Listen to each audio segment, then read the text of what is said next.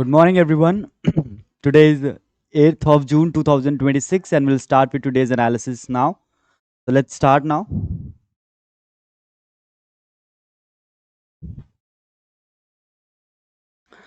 So this is the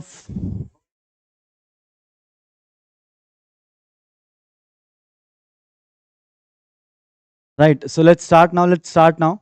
So this is the first news item that we have with us, and it is related to the bilateral issue of India and Nepal, the border dispute, about which we had a lot of discussion recently. And So let's start now. Let's start with our discussion now. So the first one is the statement has been given by the finance minister of foreign minister of Nepal, and he has basically made it absolutely clear that when it comes to the bilateral dispute between India and Nepal, he does not seek help of any third party. Right? It is purely a bilateral dispute between these two countries, and these two countries are very much capable of solving it on their own. Right? But the problem with this particular issue is that.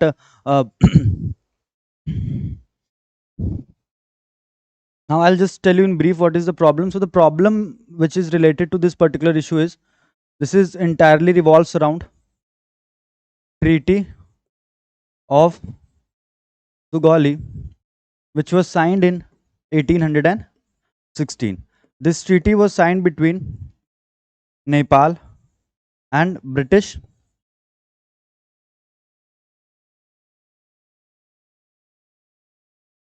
Crown. So, now in 1947, India got independence, and this treaty was signed between Nepal and British Crown. So, per se we cannot deny the involvement of British authorities as well, because they have certain documents which are preserved in some museum of England. So we need those documents to get more clarity on this. And there are three main areas jahan par abhi problem hai. And what are these three areas, students? So un areas ke bare mein bhi hum discuss kar lete hain. So these three areas are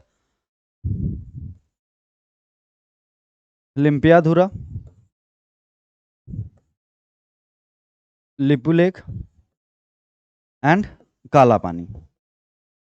Now, this topic is extremely relevant with one specific context. A lot of things have been said in last one week or last 10 days, where first Mr. Balendra Shah, the Prime Minister of Nepal, the newly elected Prime Minister of Nepal, he said that he will seek the help of the British authorities as well to solve this issue, because British authorities were one of the signatories of this treaty. And after that, the party chief of current ruling party जो उनके visit कर रहे थे India में, उस time पर भी ये चीज़ क्लियर की गई कि India and Nepal are very much capable of solving this issue on their own. We don't need assistance or mediation of any other country on this particular issue, right? So this was the first point. Now you know everything about the disputed territory between these two countries, right? You know absolutely everything about this treaty of Sugauli.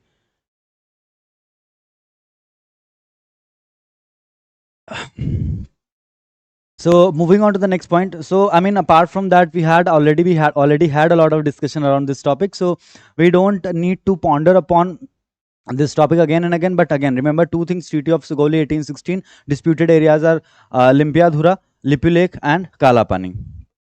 Right and newly elected जो prime minister है उनका भी नाम आप याद रख सकते हैं, because he was elected as the prime minister after this entire Gen Z protest took place in Nepal, right? So now moving on to the next point, and both these countries are actually giving a lot of effort to solve this bilateral issue, because see, solving this bilateral issue will give more border stability to both the countries, right? Then the second news item is basically related to the recent protest organized by the Cockroach Janata Party at Jantar Mantar, and out of they had approximately 22 million followers on Instagram. And when we talk about specifically about this protest, there were only 3,000 or 4,000 people who joined it, right? And he has basically, Mr. Abhijit Dipke, the founder of Cockroach Janata Party, had said that this entire protest was a success.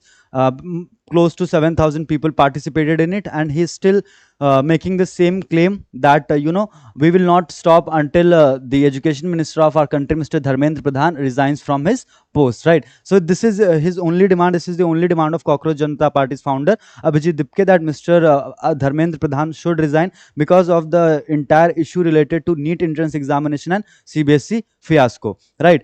So, but again, the kind of, and Mr. Sonam Wangchuk, the climate activist from Ladakh, who is fighting for the rights of the people of Ladakh, also participated in this protest. But again, जितना hype create किया गया था, उस hype के comparison में अगर आप देखें, say within 20 days they had approximately 22 million followers, and out of those 4 5,000 people joined this particular protest. So on ground reality is very different. So now moving on to the next point. और इसमें कुछ ऐसा होना भी नहीं था, मतलब it was quite obvious that nothing much will happen, though they organized a protest at Jantar Mantar, and authorities were able to just successfully conduct this entire protest. किसी भी तरीके का law and order का situation भी create नहीं हुआ, right? Now moving on to the next point. Neutralize armed miscreants on the loose in Manipur, says CRPF chief. So CRPF के जो डायरेक्टर जनरल है mister GP Singh, he has said कि जितने भी मणिपुर में ऐसे लोग हैं जो आर्म्स और एमिनेशंस लेकर के खुले में घूम रहे हैं, उनको लेकर के CRPF should take some concrete action, और अगर जरूरत पड़े तो उन्हें न्यूट्रलाइज भी किया जाएगा. न्यूट्रलाइज का मतलब है they will actually encounter all those miscreants who are involved in or who are on a loose. Right now this is a perfect case study, something coming all the way from Bihar, where a 85-year-old person was recently convicted, and this particular crime took place a long back, 33 years ago. This crime took place around in 1992-3. This crime took place, and finally he has been convicted, right? He's 85 years old, and he has been sentenced to 3 years in jail in an attempt to murder case which took place in 1993. So now, I mean, this is the irony. This is how the entire justice system works, that the dispute which began in 1992, and 33 years after that particular dispute, where the main accused, where the accused Mr. Deep Rai has almost forgot everything about that particular incident, where he has faded memory of that incident. But again, this is how law works. Now he is a convicted person. He has been sentenced to jail he has been sentenced to jail to 3 years in jail in an attempt to murder case, right? So this is something which will tell you actually that how the delayed trial can cause a significant amount of stress to both the victim and the accused, right? अगर इस पे थोड़ा सा speedy judgement आता तो शायद victim की family को भी थोड़ा सा रिलीफ मिलता, और अक्यूज्ड भी उस सेंटेंस को फॉर्मली एक्सेप्ट करने की सिचुएशन में होता ना. Now he is 85 years old, you have convicted him to 3 years in imprisonment, right? What is going to be a major impact of that, right? Now moving on to the next point.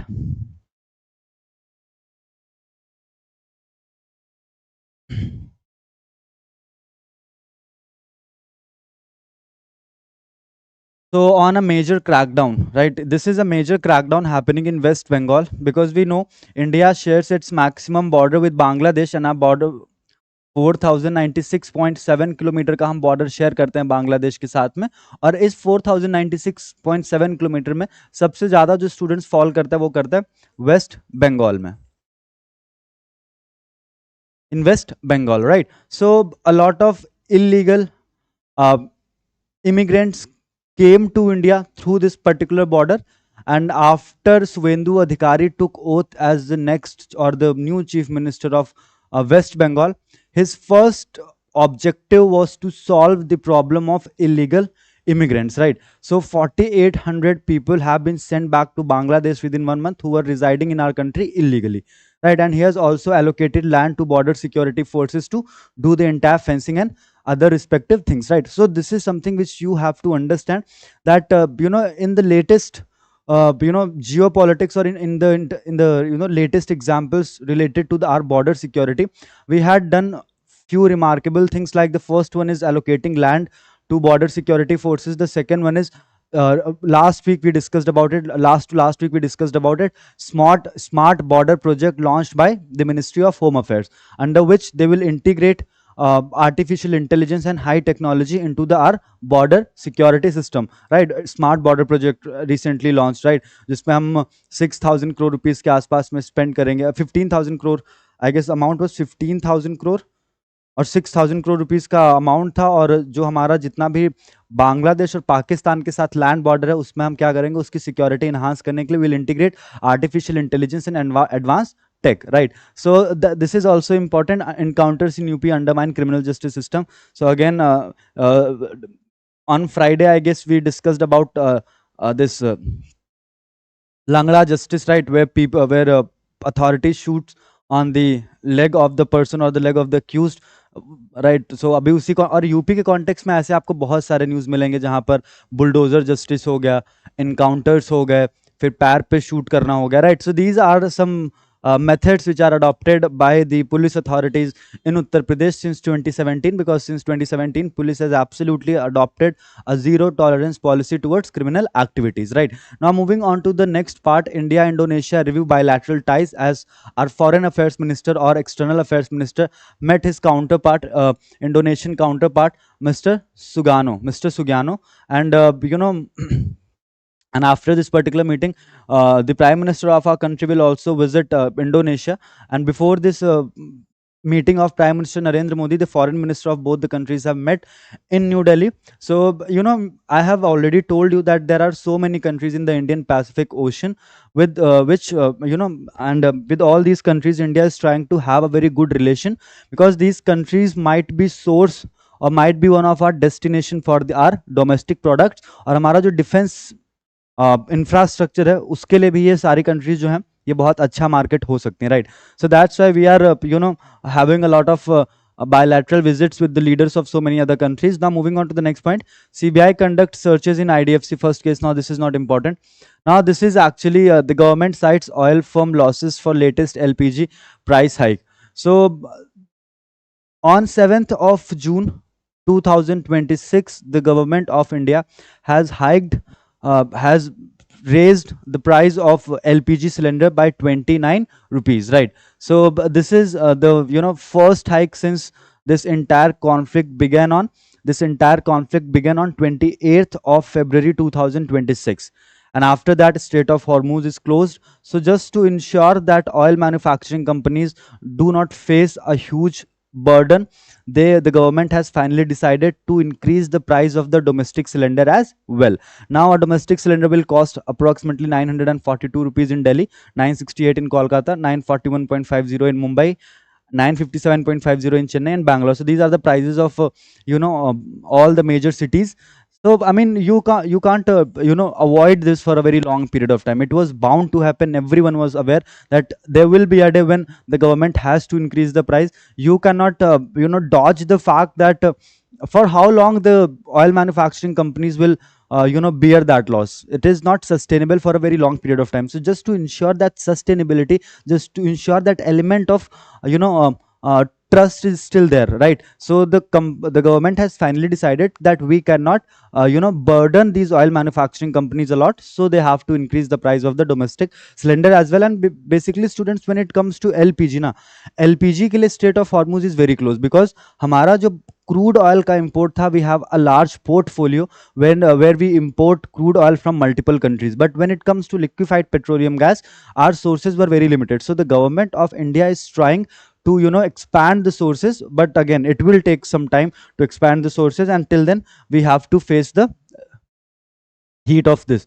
Now these are the three news items which are related to either to NEET or to the CBSE OSM portal or to NTA. So NTA को लेकर के तो we know that uh, NTA is basically grilled by almost every authority. Supreme court भी grill कर रहा है, फिर parliamentary committee है वो भी नेशनल टेस्टिंग एजेंसी को ग्रिल कर रही है.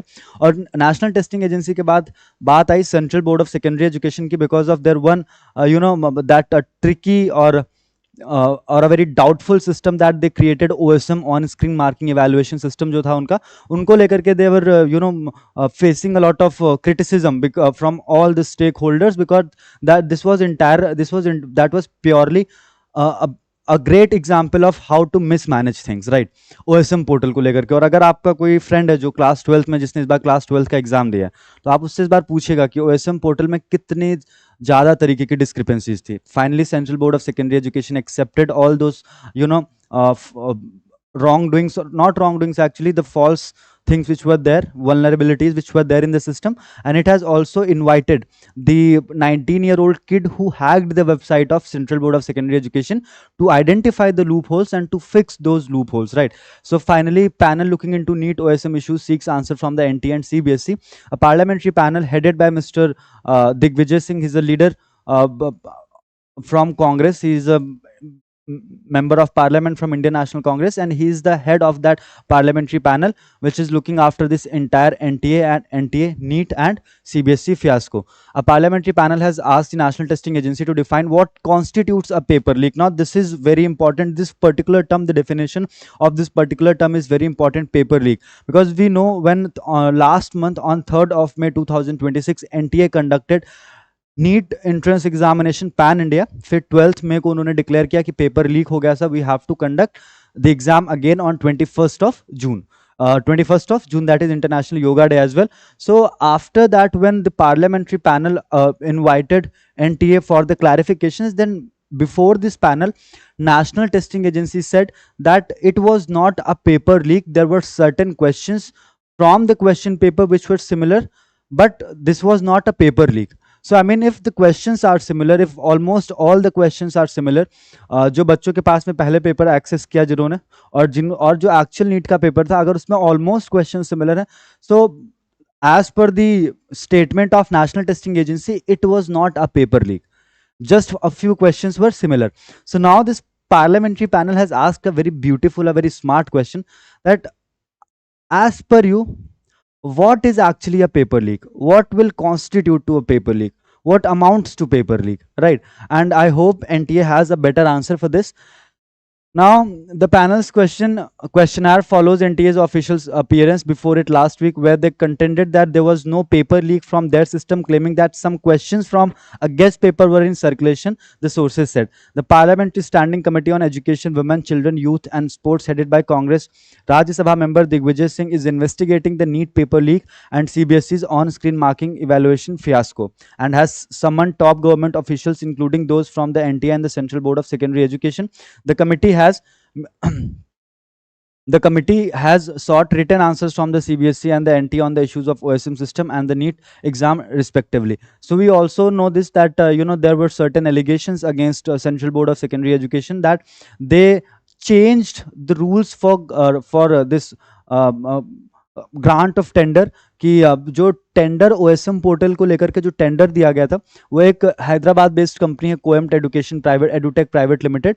Now this particular company was given tender after changing a lot of rules related to the award of tender, right? So there are certain allegations on that particular front as well. And the second important thing that we have to understand, that there was a panel which recommended Central Board of Secondary Education that this year we should implement this OSM system for the small subject, जिसमें कम बच्चे जिस subjects के exam को देते हैं, हमने उसमें सिर्फ इसको एप्लीकेबल करना चाहिए.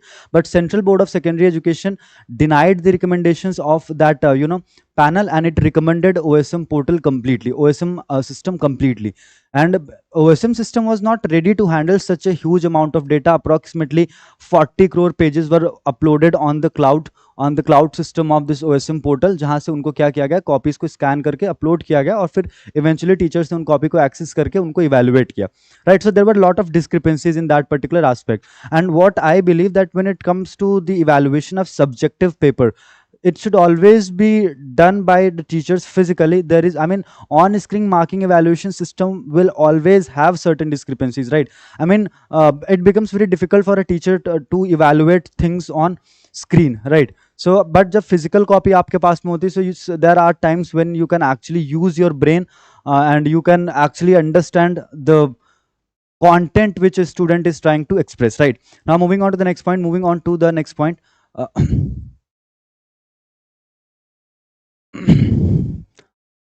defer 3 language policy for class 9th.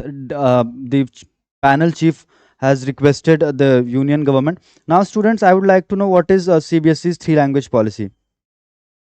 Anyone would like to just give me a brief of this CBSE 3 language policy?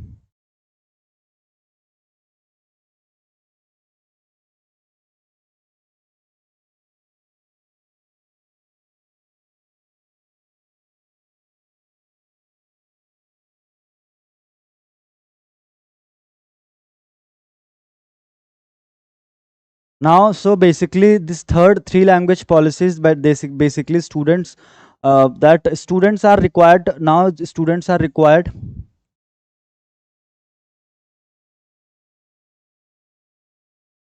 to take 3 languages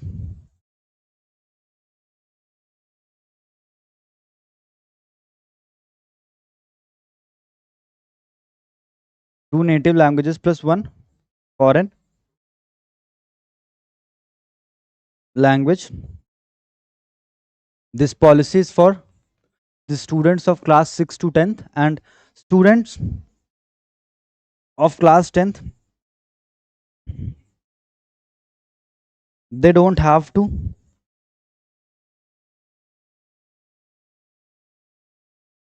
take the exam of this third language. Just to relieve the pressure from the student, they don't have to, or they are not required to take the exam of the third language.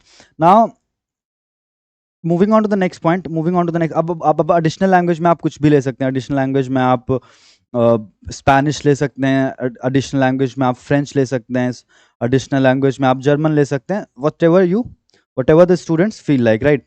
Now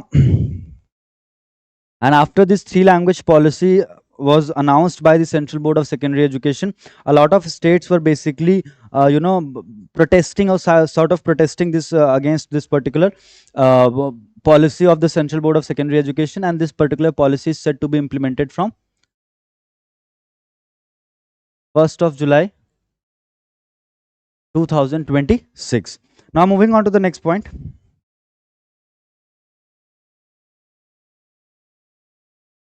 And we know this, all these changes in the education system are basically made to achieve the objectives of National Education Policy 2020. Now, Modi congratulates Major Abhilasha Barak on UN award. Now, this award is extremely relevant.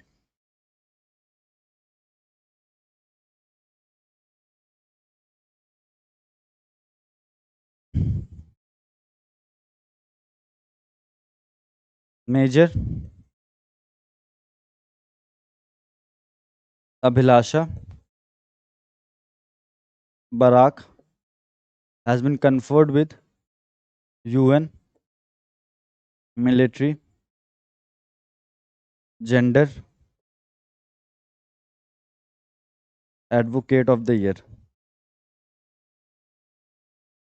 She has been conferred this award by United Nations, and also she was serving in Lebanon. UN peacekeeping जो forces होती हैं, उनका जो Lebanon में mission था, वहां पर ये सर्व कर रहे थे. And she is also the first woman combat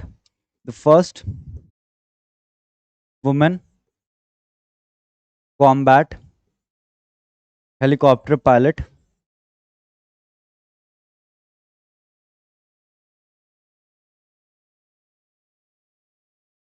to get this award, right? You may write down these points about this particular topic of this particular thing.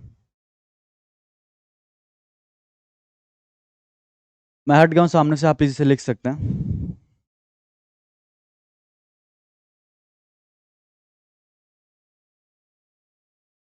UN Gender Advocate.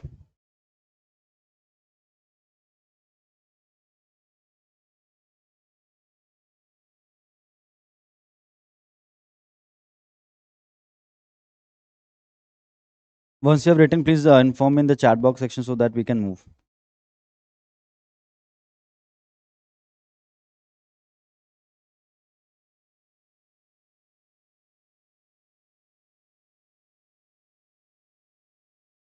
And when this award is presented, so this award is presented on 29th of May.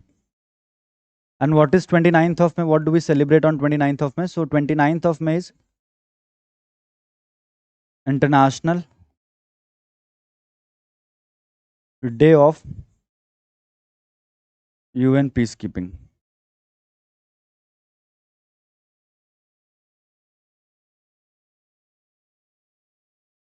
अरे UN peace keeping forces क्या होती हैं? ये वो forces होती हैं basically जो जिन कंट्रीज में there is a conflict, internal conflict going on, वहाँ पे ये यूएन पीस कीपिंग फोर्सेस जाकर के इंश्योर करते हैं the conflict is absolutely pacified, right. Now moving on to the next point. And she is only the third Indian to receive this award. She is the third Indian to receive this award. I am new here. Good morning. How are you? No ideas, sir. Okay, sir. Okay, sir. Okay, sir. Done. Right. Don't know. Okay. Okay. Fine. Fine. Fine. So she is the third woman to get this UN Gender Advocate of the Year award after Major Suman Gawani in 2019 and Radhika Sen in 2023. And in 2026, Abhilasha Barak, third woman to get this award. She was serving in Lebanon. and she's also the first woman combat helicopter pilot to win this award.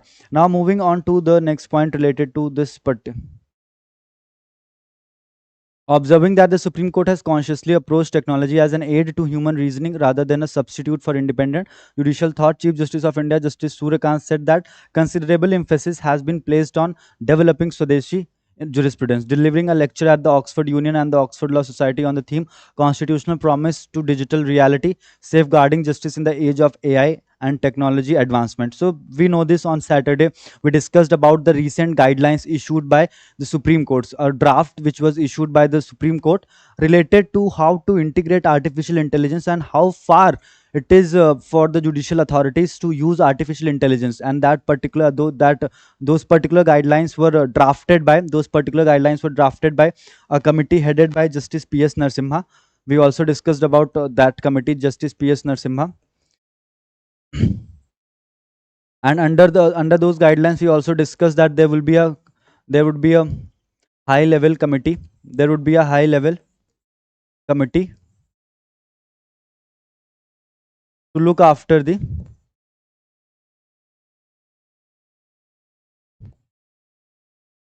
implementation of these guidelines. अब उसमें हम लोगों ने ये discuss किया था कि sentencing के टाइम पर आप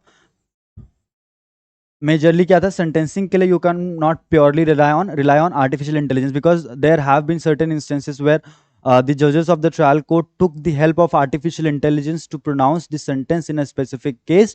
And after that what happened, that artificial intelligence provided provided a fake judgment जो एग्जिस्ट ही नहीं करता था, एक ऐसा जजमेंट प्रोवाइड कर दिया. और उसके बाद में फाइनली क्या हुआ, उसके बाद में finally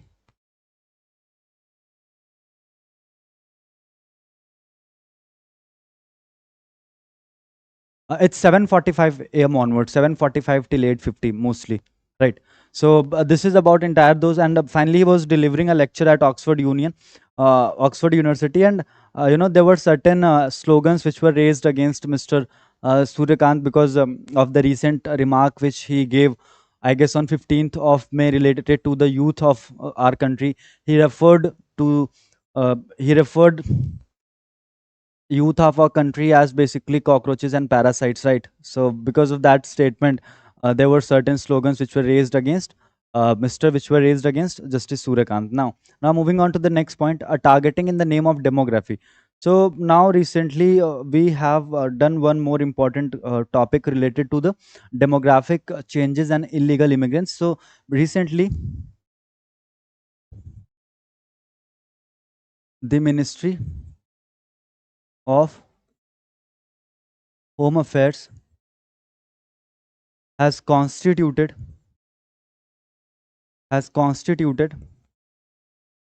a high level panel to study the impact of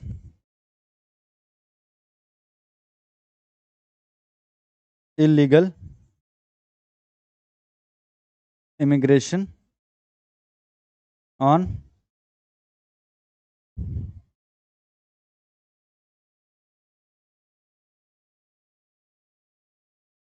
Indian demography. Now at the same time, students, the committee was given a time of 1 year to submit its report, but it can also be given an extension of 6 months in case of a delay, or in case of more empirical study or a more deeper study. So there is a provision of 6 months extension as well. Now students, for CLAT 2027, specifically for CLAT 2027, census, population delimitation, demography in itself is a very important topic. You may expect one question or you may expect one paragraph from this particular topic, because again we had a delimitation bill, we had 131st constitutional amendment bill, we also had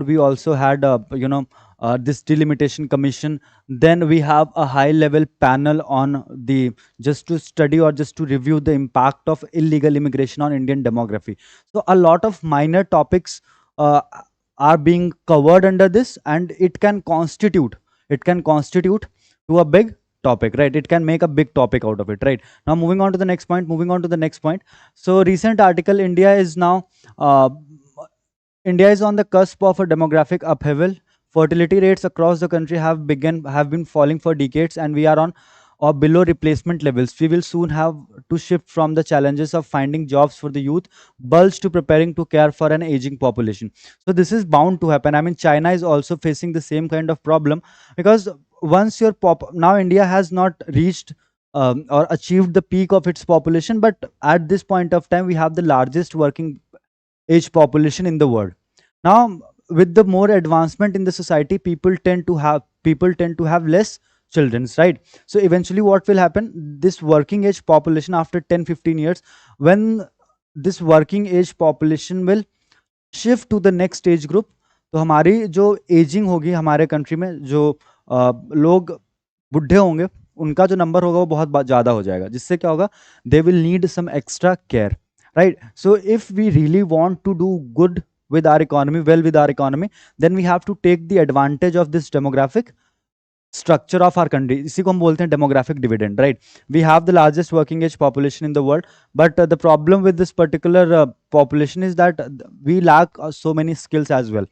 Now, using strong words about infiltrators, the Prime Minister had announced the need for such a committee from the ramparts of Red Fort on 15th August 2025. Indeed, this was the culmination of years of building a mythology that undocumented Muslim migrants from Bangladesh are swamping the districts on the border, spreading across the country and influencing electoral outcomes. It was very back in 2018 that Amit Shah, the then Bharatiya Janata Party president, said that Bangladeshi migrants were termites. The mythology about uh, hordes of immigrants has seeped into the citizens' consciousness and had served well the electoral purpose of the BJP. So this is again a political statement that since 2018 the Bharatiya Janata Party was trying to willfully played with the conscience of the people. उन्होंने एक ऐसा एक perception लोगों के दिमाग में बना दिया कि ये illegal immigrants जो हैं, ये they are creating a lot of problems, और फिर उसका उनको एक electoral gain मिला, जो अभी recent वेस्ट बंगाल में elections हुए थे. But again, to read this article, I mean, in detail, you will understand that the first and the foremost thing that we require at this point of time is a census. Because if we don't have a census, like census is already announced and it will be conducted in 2027, and already some process has started. Enumeration का जो process है वो start हो गया, right? बहुत से लोग ऐसे होंगे जिनके घर घर में जाकर के अभी वो पूछ रहे हैं कि बाइक है या नहीं है, साफ पानी आता है नहीं है, गैस का कनेक्शन है या नहीं है. So all these things are done by the government, and this census in 2027 is going to be the first census post independence, जहाँ पर हम caste census भी conduct कर रहे हैं along with the population census, right? So a targeting in the name of demography here means that he's talking about, the author is basically talking about a specific community, so we don't have to discuss that. But yes, illegal immigration was a big problem for India, and you may see on different news channels that a lot of illegal Bangladeshi immigrants from West Bengal, they are fleeing back to Bangladesh again, because the government has a no tolerance or a zero tolerance policy towards the illegal immigrants. Each and every illegal immigrant would be identified and kept in a detention center. Even if they want to, they can go back to their own country on their own. But if they don't go back to their country, Bangladesh, then the government will identify those infiltrators and will put them in a detention center. So that's the current policy or the approach of the government, and we have seen that over 4,800 illegal migrants were sent back by the authorities to Bangladesh. So I mean, this is a kind of development. Now, from borderland to India's strategic resources frontier. So Manipur was described as quite mineral frontier. Arunachal Pradesh has as a resource-rich frontier, while Meghalaya and Mizoram are portrayed through a comparable narratives that emphasize the hidden wealth beneath their hills. Governments routinely publicize natural resources and development opportunities, and such descriptions would ordinarily attract little attention. Taken together, however, they point to a broader shift in the language through which the Northeast is increasingly being framed in the national conversation and strategic picture. The timing is significant because critical minerals have moved from geological discussion into strategic ones. Lithium, cobalt, graphite, nickel, and rare earth elements increasingly shape industrial competition. technological manufacturing, and energy transition. So it is believed that Northeast has a great reserve of these rare earth minerals and rare critical minerals, and which might change the shape of 21st century. Batteries, semiconductors, renewable technologies, and defense systems depend upon them, and countries have begun repositioning themselves around access to these resources. India itself continues, and we already covered that we have to ensure a smooth supply of rare earth minerals and critical minerals. India joined an initiative launched by the United States of America known as Pax Silica on 20th February 2026, and recently we also launched one initiative with the government of United Kingdom. जिसको manage करेगा ISM Dhanbad and Cambridge University, right? So a lot of development is taking place in that aspect of development, where the government wants to ensure an uninterrupted and a smooth supply of rare earth minerals and critical minerals, right?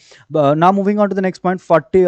According to the Ministry of Mines reply in Parliament, the Geological Survey of India undertook 43 critical mineral exploration projects across northeastern states during the 2022 to 2025 field seasons, covering minerals such as graphite, vanadium, lithium, rare earth elements, nickel, and cobalt. Exploration activity has expanded across Arunachal Pradesh, Meghalaya, Assam, Nagaland, and Manipur.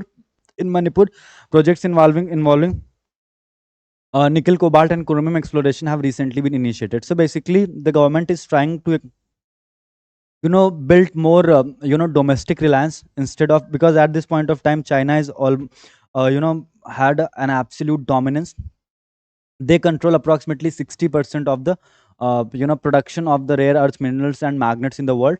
So just to reduce our dependency on China, we are trying to have all these initiatives. We are trying to join as many initiatives as we can, and we are also trying to explore the options domestically, right? अभी आपने देखा होगा कि natural gas और crude oil को लेकर के भी government has made it absolutely clear that we need to have better local alternatives, domestic alternatives, right? Now, this article in the text and context section is extremely relevant, and it is related to the ordinance question before the Supreme Court.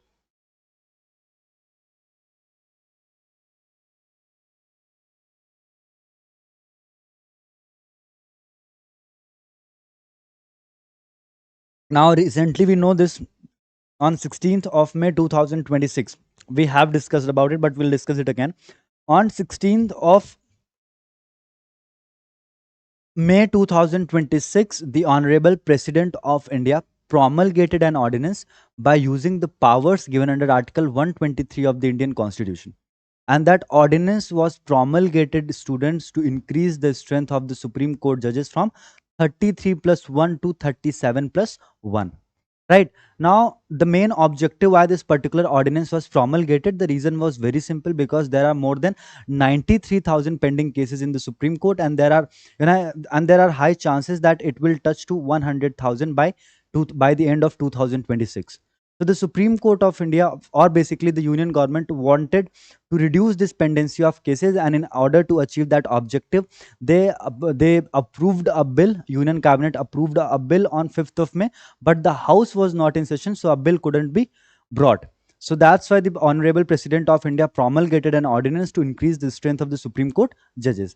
Now, students, let's talk about this entire promulgation of ordinance, and how this might impact the very authority of the Supreme Court. Because see, supreme it is said that Supreme Court of India is an independent body, right? Every organ of the government is an independent organ, whether it's judiciary or executive or parliament, right? All three pillars of our democracy are independent. But the current context why we are discussing about it, that is of extreme relevance. We know this, that as per Article 124 clause 1. I mean, what is Article 124 clause 1? Anyone? What is Article 124 clause 1? So Article 124 clause 1, anyone? What is Article 124 clause 1? Anyone would like to answer the question?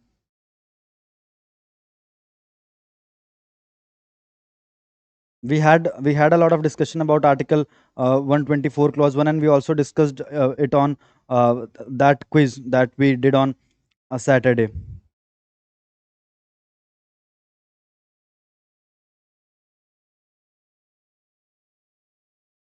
So Article 124 clause 1 talks about the strength of the Supreme Court. And what is the, as per Article 124 clause 1, the strength of the Supreme Court shall have, or shall consist of, a Chief Justice plus not more than 7 judges,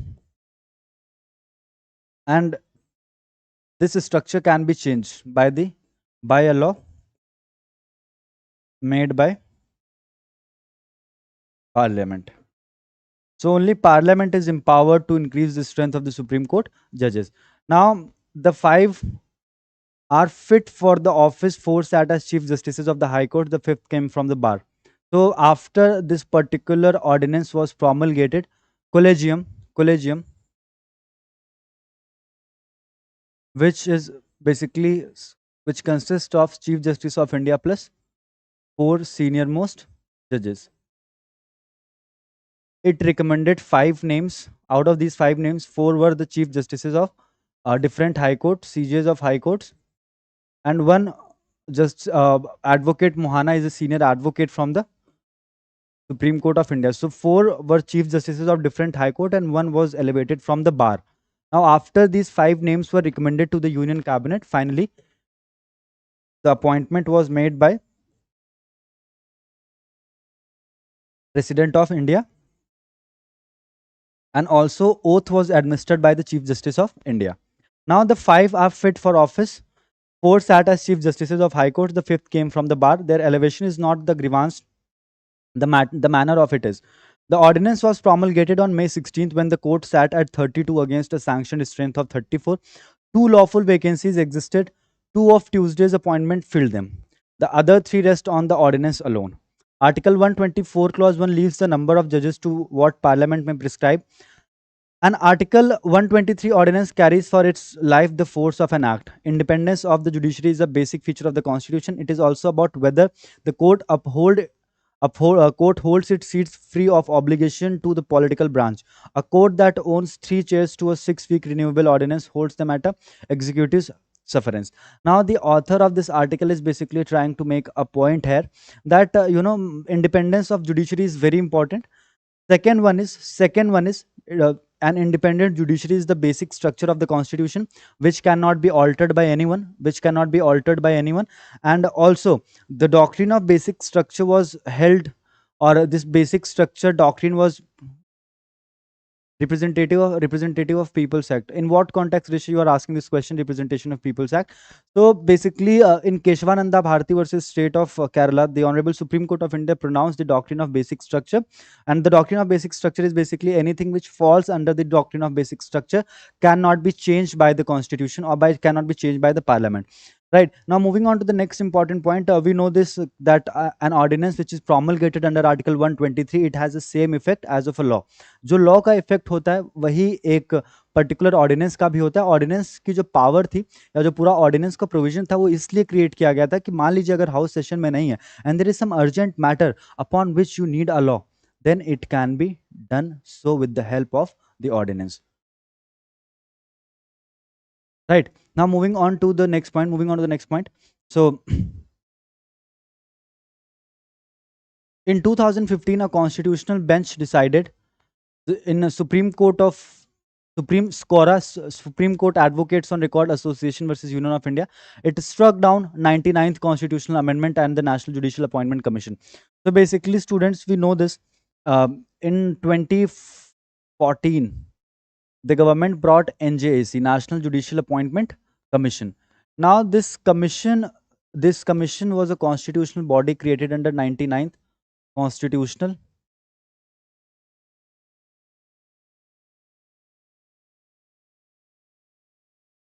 Act. Now, what was NJAC? NJAC, National Judicial Appointment Commission.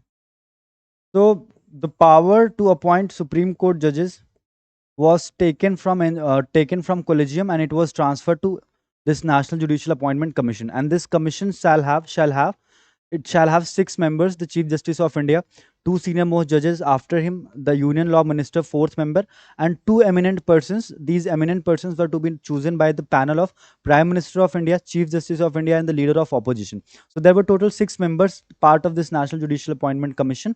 But the Supreme Court of India, in fourth judge's case, formerly known as Supreme Court Advocate on Record Association versus Union of India, popularly known as Fourth Judges case. In this particular case, Fourth Judges cases, the Honorable Supreme Court of India struck down 99th Constitutional Amendment Act and it restored the earlier system of collegium. Now, yet the act provided that any two members could veto a name. The court feared that the law minister and even one eminent person could thus block a candidate the judge favored. It held that this destroyed the judiciary's primacy in its own appointment. Yet the Supreme Court Collegium has accepted an ordinance that seats three of its own despite the uncertainty over its fate.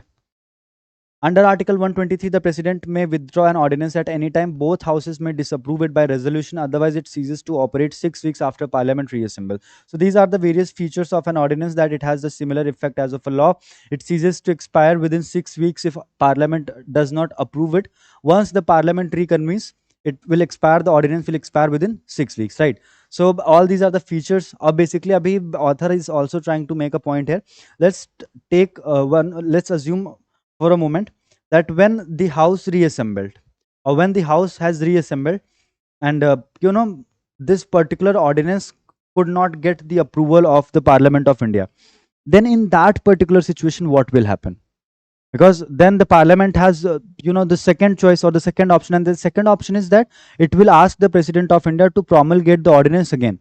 But let's assume for a moment that the entire idea of ordinance is very uncertain, right? The time span or the life of an ordinance is 6 months plus 6 weeks. That this could be a maximum time frame of an ordinance, and on the basis of this particular power, you have increased the strength of the Supreme Court judges. What will happen, that if this particular law could not get the approval of the Parliament, then you have the other option, that you will ask the President of India to promulgate the ordinance, to re-promulgate the ordinance. And also the Supreme Court of India has said in DC Vadhva versus State of Bihar, it has made it absolutely clear. DC Vadhva versus State of Bihar, it called governance by re-promulgated ordinance a fraud on the constitution. And in 1986, the Supreme Court has already gave a very sharp remark regarding the promulgation of ordinance. कि बार बार अगर आप कोई ordinance promulgate कर रहे, it is a constitutional fraud. And why it is a constitutional fraud? Because there is a way to make a law in our country, and that it has to pass the test of the Parliament. And if you are bypassing that particular already established system, so that is a constitutional fraud. And same was said by the DC Vadhva versus State of Bihar. So the entire logic is, if this particular bill or ordinance cannot get the approval of the union government, then the President of India has to re-promulgate the ordinance, and that would be a constitutional fraud as per the judgment given by the Honorable Supreme Court of India in DC Vadhva versus State of Bihar. If the bill replaces the ordinance, anomaly closes, right? So that's the first option, ki bill pass ho jaye. If not, the apex court strength reverts to 34 and the executive cannot bridge the gap by re-promulgation. The fraud Vadhva condemned. Whether a judge appointed to an ordinance created post can be removed once the post lapses, it is untested.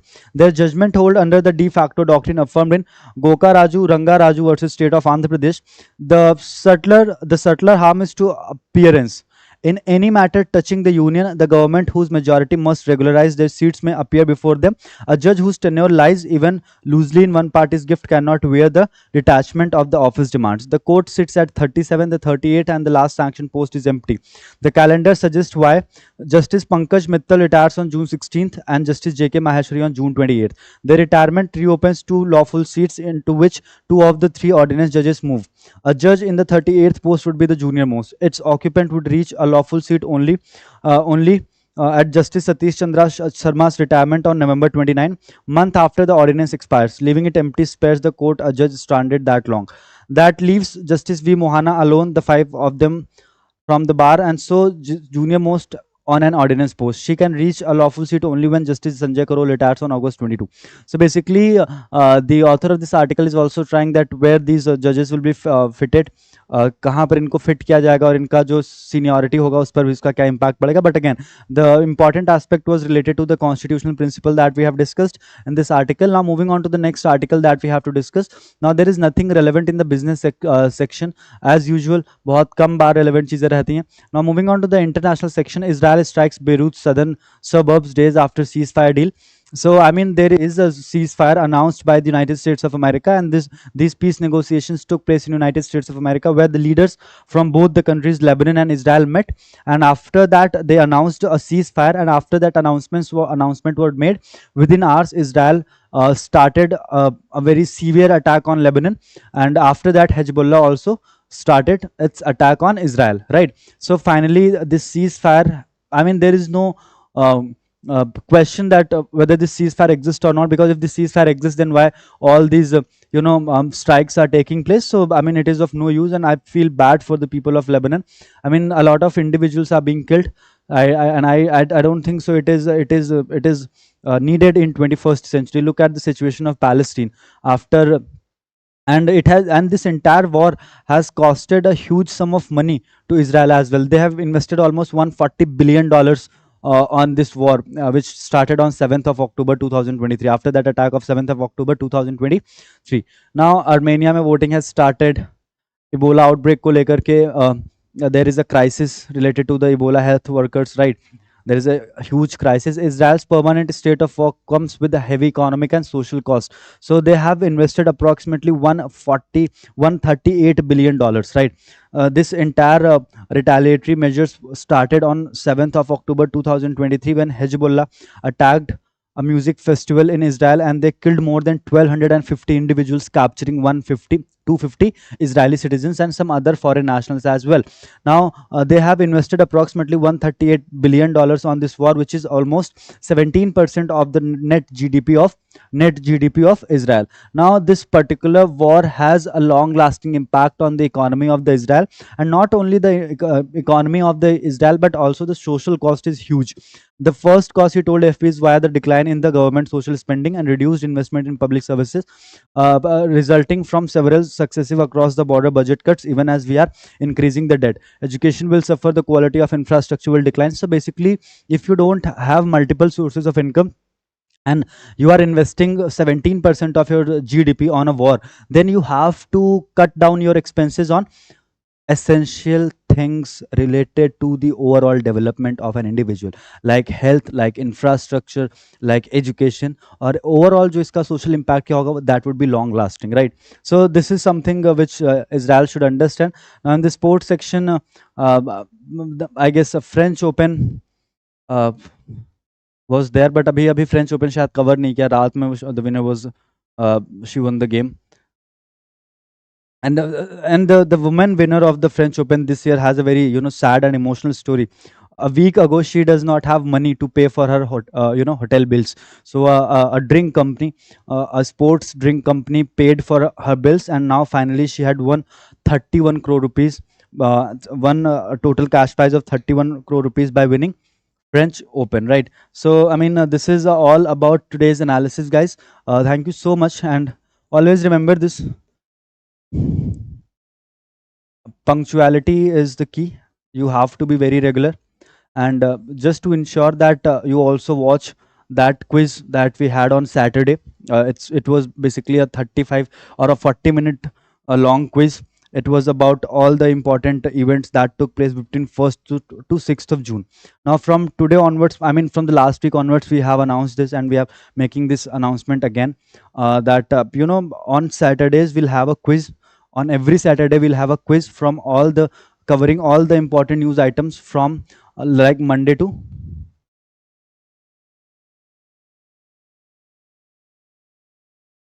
right. So this is something which you have to ensure that you revise your things very clearly, right? Because on Saturdays I really want you to, I mean, score at least 25 out of 30 questions, right?